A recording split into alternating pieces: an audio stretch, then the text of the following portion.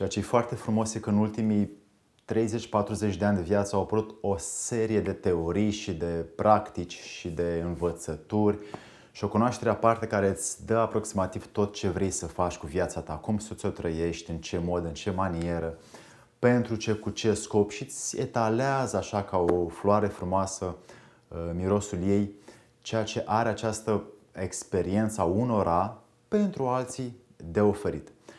Ca să intrăm în subiect și ca să facem din viața ta un loc din care poți să scoți mai mult, ceea ce eu am verificat și am testat și am practicat și mai departe îmi aduc acest aport în viața ta, te las să cunoaștem câteva din lucrurile care merită să le iei în seamă și să vezi dacă îți pot fi ție utile mai departe în viitorul tău apropiat, cât și în prezentul moment în care îți trăiești viața. Să-i dăm drumul!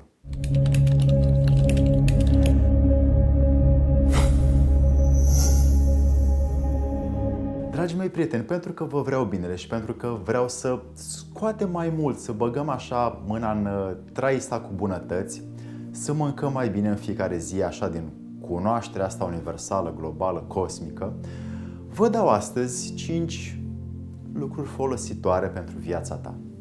Acestea sunt verificate și practicate de mine, cât și de unii oameni care eu îi cunosc și sunt alături de ei și încercăm să aducem mai multă energie în viața noastră, energie care nu este ceva preluat, ceva căutat de alții, ci noi să ne punem în niște situații din care să învățăm noi înșine. Din acest motiv vi le spun, vi le manifest astăzi și vi le explic în așa fel încât le puteți practica în fiecare moment. 1. Investește în tine. A investi în tine este o serie de evenimente care se întâmplă de la a citi o carte, a face un curs, a vorbi cu cineva care este mai inteligent sau mai interesat de viață decât tine, a căuta, a călători, a întreba des, a face tot ce se poate face din materie de workshop-uri, seminarii, tot ce intră înăuntru și poate să fie folosit. Sunt și o serie de foarte multe cursuri care nu folosesc omului, ci doar sunt anumite interese care apar într-o anumită perioadă a vieții în funcție de conjunctura în care te afli. Dar pe perioadă mai lungă aceste interese dispar și nu rămâi decât cu foarte puțin sau practici foarte puțin din acestea. Ca să descoperi în ce vrei să investești, întreabă-te ce vrei să obții, ce scop ai. Dacă știi scopul, mergi pe o cărare, mergi pe o latură care îți dă ție o serie de evenimente pe care tu le poți verifica. Poate poți călătorești în Nepal, poate poți călătorești în Noua Zeelandă, poate poți să citești cărțile lui Paracelsus, poate poți să înveți despre fizica cuantică, poate poți să-l cunoști pe Barack Obama. Da? Ce interese ai tu, acelea manifestele în tine însuți și după aia apucă-te să investești timp, bani, energie, relații, eventual sacrifici, pentru a obține alte relații care te duc pe tine să ajungi la scopul tău. 2. Caută situațiile dificile. Când te duci singur și te pui într-o situație dificilă, crești, înveți mai mult decât dacă ai face-o într-o situație confortabilă. Dacă te duci, de exemplu, într-un loc unde alții nu prea se duc, de exemplu, dacă te duci în Irak sau în Iran sau în Afganistan, acolo poți să înveți o cultură veche, persană, care îți poate da mult mai mult decât ceea ce îți vor spune alții că acolo e periculos și prejudecățile lor să fie realitate în viața ta. Dacă te duci și verifici și te pui într-o situație dificilă, chiar cu un mic risc, atunci poți căpăta un alt sens, poate, al vieții și poți afla alte lucruri. Un alt exemplu, atunci când cineva nu vrea să ia cuvântul la un eveniment, la un workshop, la un curs, toți tac, când te întreabă profesorul cine vrea să vorbească despre asta și nimeni nu vorbește, ridică tu mâna, pune-te în situație dificilă de a te poate face de rușine, aparent, sau a câștiga ceva experimentând și absorbind și învățând mai repede din acea relație din acea întrebare pe care profesorul l-a pus-o. Așadar, orice situație dificilă te aduce mai repede în context și înveți rapid, fără să mai stai ani, zeci de ani, doar în situațiile confortabile în care îți fac ție plăcere și să trăiești cu ele. Băgând-te în situațiile dificile, mie, așa am observat eu la mine, că este cea mai rapidă, eficientă metodă de a relaționa mai mult cu tine, a relaționa cu ceilalți, a te cunoaște pe tine, a investi în tine și a te dezvolta și a fi mai eficient cu tine însuți. 3. Cunoaște-te pe tine însuți. Cum spunea și Epictet în manualul, omule, orice faci, oriunde mergi, întoarce-te la tine însuți. Respectiv, cunoaște-te pe tine însuți. Dacă e să luăm sau să spunem ceea ce înseamnă a te cunoaște pe tine însuți, eu văd ca un mod de a te observa, a ști cum gândești, cum simți, cum relaționezi cu ceilalți și a căuta să îmbunătățești aceste lucruri zi după zi, moment după moment. Când aceeași stare, aceleași gânduri, aceleași obiceiuri, aceleași mecanici, aceeași rutină de viață, a te cunoaște pe tine însuți e un proces foarte încet. Dacă vrei să-l mărești, să faci un proces mai rapid, a te cunoaște pe tine însuți este să iei din fiecare moment în care faci ceva, să-l faci și mai bine. Când vorbesc cu un prieten, o fac cât de bine pot. Dacă sun la telefon cu cineva și fac un business, o fac cât de bine pot. Dacă mă duc și mă văd cu o serie de oameni, o fac cât de bine pot. Și anume să pun mai mult intenție sau intenționalitate când fac un lucru, înseamnă să mă cunosc pe mine însumi, să fac mai mult decât făceam ieri. 4. Folosește tehnologia ca un aliat al tău. De multe ori, tehnologia ne folosește pe noi, mai ales telefonul și calculatorul, pentru că avem anumite responsabilități sau atribuții sau munci pe care trebuie să le facem zi de zi.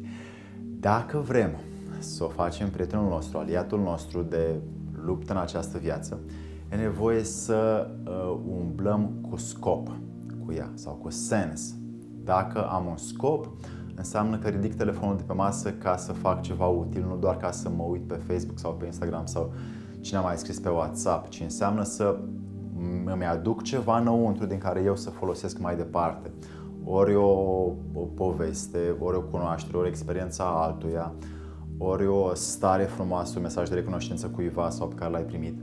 Și tot așa, dacă urmărești aceste scopuri sau interese, îți poți face în tehnologie un aliat în viață, la fel și cu e-mailul, calculatorul și tot ceea ce folosești. Caută să-l folosești doar ca pe un scop din care obții, să spun, bani și cu banii îi reinvestești la loc în cunoașterea pentru tine însuți și te dezvolți mai repede. Și 5. Caută să fii proprietar al momentului. Ca să faci asta, îți dau doar 2 lucruri care te pot ajuta așa în primă fază. Unul este când orice eveniment nou sau neplăcut ai, să te oprești 2-3 secunde înainte să reacționezi, să mă apuc să-l rezolv. Da? Dacă te oprești 2-3 secunde, te observi și vezi cu ce poți veni mai direct, mai sincer, mai pur, mai curat, mai eficient. Dacă te duci repede în ceva, o să o faci cum ai făcut-o și ieri, cum ai făcut-o și acum un an sau acum 15 ani. Dacă aștepți un pic, o să vezi un alt soi de energie care apare în tine și care poți relaționa cu evenimentul neplăcut mai ușor și îl poți rezolva mai repede, fără să trebuiască să te enervezi sau să fii într-o oarecare suferință. Al doilea lucru în care poți fi un proprietar al momentului este să faci așa o anumită imaginație voluntară în tine în care să te ridici deodată deasupra pământului sau 500 de metri deasupra ta și să vezi de fapt importanța acelui eveniment, să vezi cât de relevant. Acest lucru înseamnă un pic de relativitate și vezi, dacă merită să te chinui, să suferi, să tragi de tine sau să ai o frică vis-a-vis de evenimentul din fața ta. Dacă te ridici deodată și te observi tu cu evenimentul mici, o să tratezi într-un mod diferit situația pe care o ai în față. Asta se face repede, pe moment, și poți relaționa cu momentul mai neplăcut sau dificil altfel. A face altfel este un efect al faptului că iei un pic de pauză înainte să reacționezi și al faptului că găsești un pic de relativitate în raport cu lucruri mai înalte, poate cu o forță divină, poate cu voința altora sau poate cu faptul că așa stau uneori lucrurile. A fi iarăși proprietar de moment înseamnă a nu te grăbi, ci a face lucrurile unul pe rând, nu două deodată. Când faci două deodată, de fapt, niciunul nu este făcut cu aceeași cantitate de efort, ci sunt separate eforturile sau o cantitate de energie și desfăcând energia în două, energia aplicată în două sarcini este mai mică, astfel rezultatul este mai mic. Vrei să ai un rezultat foarte bun și mare, faci un singur lucru deodată și îl faci cât se poate de bine. Asta înseamnă să te și cunoști pe tine însuți și să fii și un mic proprietar de moment. Dragii mei, acestea sunt 5 lucruri care vă pot fi folositoare în viață și pe care le puteți verifica. Lăsa comentarii mai jos ca să vedem ce anume vă folosește în viață, dacă ați verificat, și ce anume vreți să știți mai departe despre ce vă poate fi vouă folositor în viață. Să vă fie de bine!